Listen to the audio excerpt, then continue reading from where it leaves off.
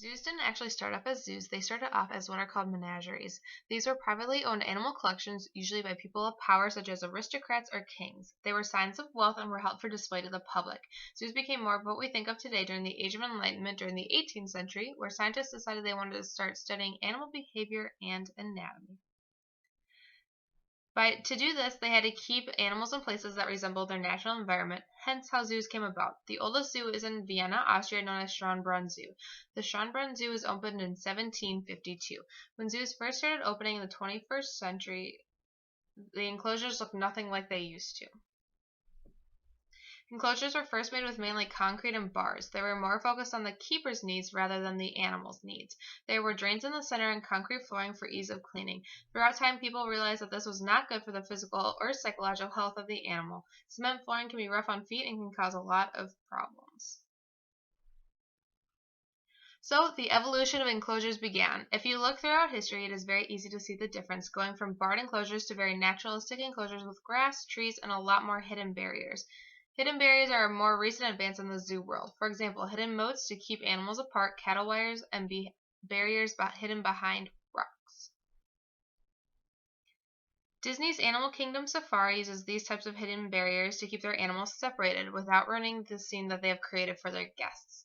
If you have ever been to the Santa Fe College Teaching Zoo, you may recognize this enclosure. It is the old white-handed gibbon enclosure.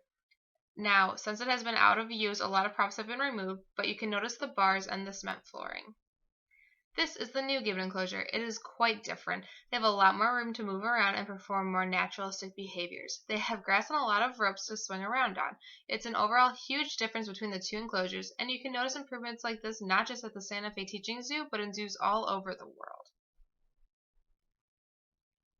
Now, zoos are not in existence just for guest enjoyment. They play a very important part in conservation. Zoos donate a lot of money every year to conservation projects found throughout the whole world. How do you get that money, you may ask? From us, from the guests who visit the zoo and pay a ticket price or who donate. Lots of zoos also participate in breeding programs, especially for a lot of endangered animals. We do this for a variety of reasons. To build an insurance population in case something drastic occurs in the wild and we lose a species in the wild is just one of them. By doing this, we will still have individuals in zoos to help try to save the species. Another reason we breed animals is for reintroduction. There are a variety of reintroduction programs zoos participate in. For example, Perdido key beach mice or Guam rails. Guam rails only live on the island of Guam. Their population crashed with the introduction of the brown tree snake, which eats these ground-dwelling birds' eggs.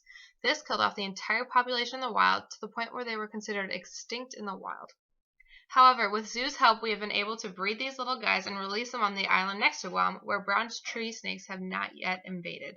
Being able to do things like this and re-release animals that need our help is just one of the ways zoos can help the animal kingdom.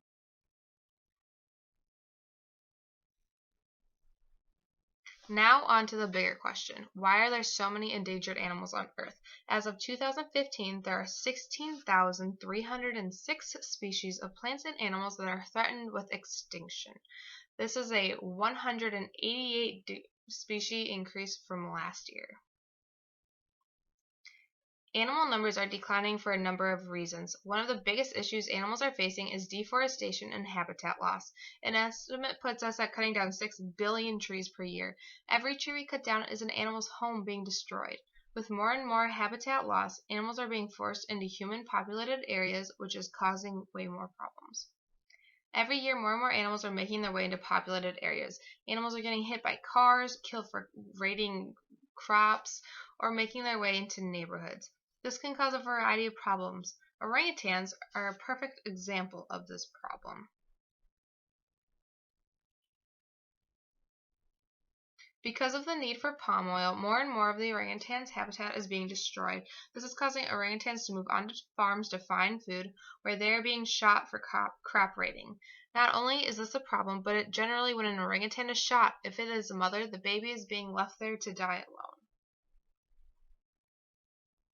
One way people are trying to fix this is by creating orangutan orphanages where baby orangutans are being sent to be raised and hopefully be released back into the wild one day.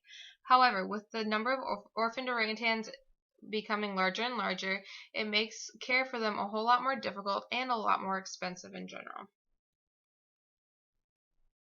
Another way zoos help conservation is through education. Some zoos see over a million guests within 1 year.